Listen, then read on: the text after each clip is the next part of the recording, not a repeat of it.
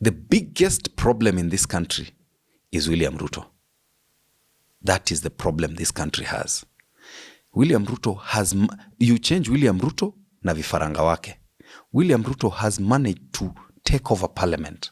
And he's swearing that he will make sure, those of us who've not been supporting him, he will make sure we are not re-elected. So you wonder, what is he going to do? The only power he has now is the money that they've acquired irregularly. That is what they are going to use to fund people who will be running against us. But it doesn't matter.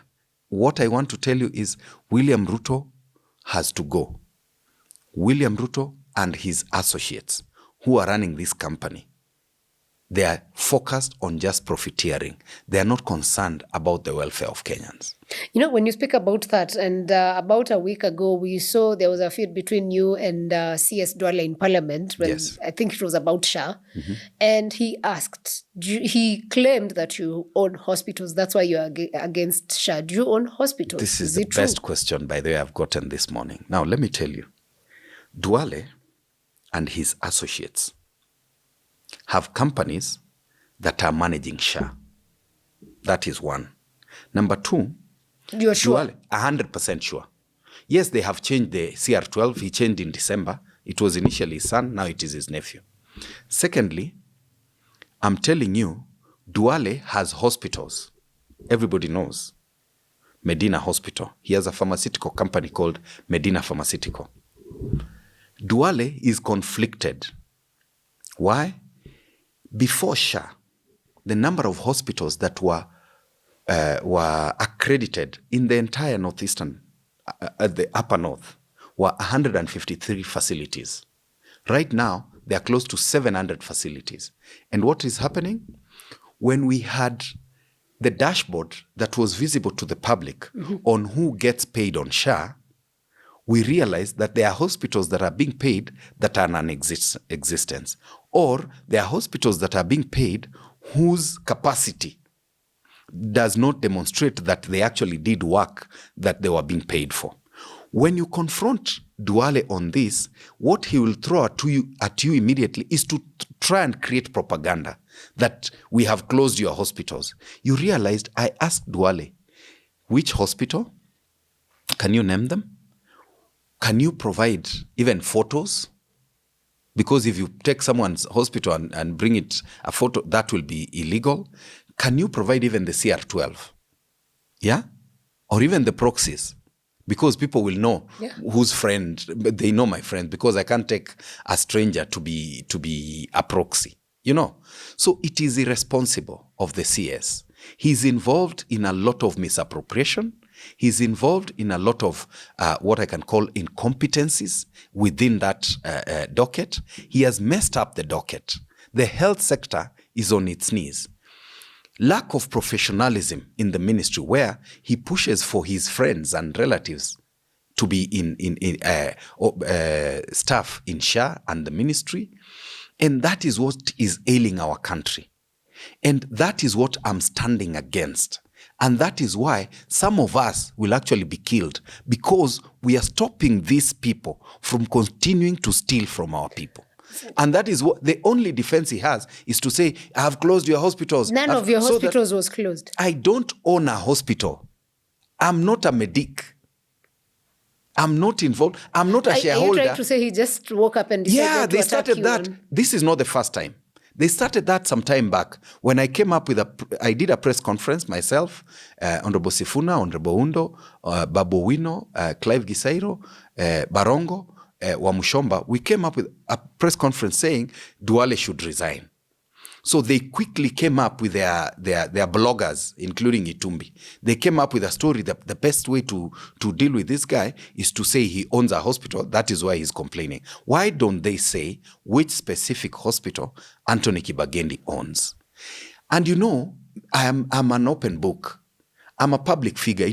Even before I got elected, people know, if you go to YouTube, you'll be able to see the businesses I've run in the past. Everybody knows. So if you have all this information that he has all these proxies legally, what action have you taken, if any? At the committee level, I've confronted him. He has refused to answer questions. But I thought, instead of even getting into details of all this, why don't we make sure this thing works for Kenyans? And those were the questions and recommendations the other day we were putting forward in the committee.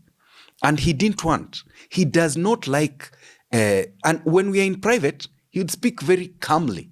But when there is media, he wants to lie to Kenyans so that the attention gets deflected. And that is a strategy of these Machiavellian taught politicians who want to continue stealing and taking advantage of Kenyans.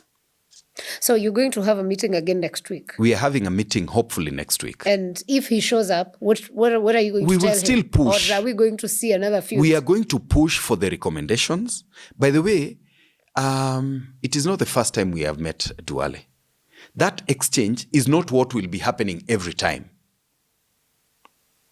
That is not what will be happening. If he's going to listen to the recommendations we have and answer the questions we have raised from the field as committee members, then why do we have to have an altercation? Duale is a typical, what can I call it? Traditional politicians who don't want the public to know anything. That is why the easiest way to silence you, it is because I've closed your hospitals. Don't ask questions. That is the easiest thing for him to do. Of course, as a committee, as a health committee, there's things you've collected or views. Yes. What is it you've collected about SHA? Is it working? Is it not? SHA is not working. What exactly in very many does ways. Not work? SHA, number one, the system. I have a problem with the system. Number one, the cost of buying the system, 104 billion. Yes. That is outright theft.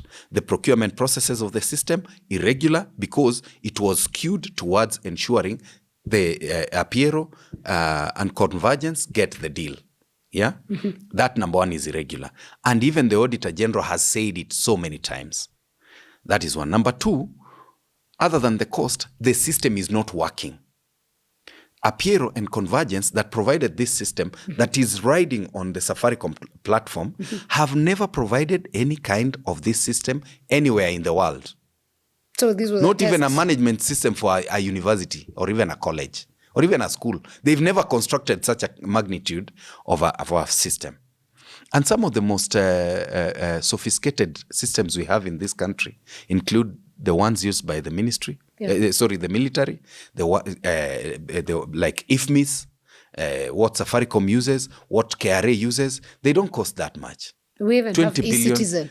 30 billion, they don't go to that level. You see, now, that is one. Number two is what we call the benefits. Mm-hmm. Benefits. When you hear people talk about Linda Mama that used to be during Uhuru's time versus what is being offered now, they are inferior. In SHA, as a family, Sarah, your children, and your spouse, have been given 3,000 bob for diabetes as a family. So if I don't think it caters. That is not even enough for one person. Not even for one person. Not even consultation. You get? Yeah. Secondly, they have optical. It is another 3,000 for the family, not for an individual. Optical. The other thing is on let's say, maternity. If a mother goes to hospital for childbirth and it is a normal delivery, SHA will only pay 13,000 shillings. Anything above that, if you develop complications, if the child needs to use the nursery and all that, SHA will not pay. That is up and above what SHA provides. So you'll have to pay from the pocket. So the committee has the goodwill for betterment. We want to improve on it. We've been fighting it, and Kenyans are suffering. Why do you think that the government is hell-bent or it is working? The pushback is because they are going to lose what they're earning. So it's a corruption. SHA is a scam. SHA is theft. You don't seem to understand this. I hear where you're SHA coming. is outright theft of Kenyans' contributions to this scheme. So You see, with your listen, okay. listen. I want to show you something now. SHA, the CEO yesterday was in Parliament, being questioned why SHA paid 72 million shillings to a law firm to go and help them collect 13 million shillings. Wait, they paid 77 for 13. They have not collected that money. Secondly, SHA had not made any effort ya kukuja kukuzungumzia we uko na 13 million yetu siulipe. Ama, what is your plan? Can you pay us even if 1 million per month or 500,000 per month paka umalize? You understand? They had not made that effort. But that is what I'm telling you. Hii ni wizi. SHA ni wizi. But I'm looking, how do you pay 70 to collect 13? You know, logically, that doesn't even make sense. That's what I want Kenyans to know. That SHA is an outright scam from the system. 104 billion Kenya shillings to benefits, to general management. And guess what? They sacked or declared a redundancy on 99% of people who are working in NHIF. Yeah. They have no institutional memory. Not everyone in NHIF was a thief. Yes. Very few people involved in claims management were irregular, were doing inappropriate stuff. But they declared everyone a thief.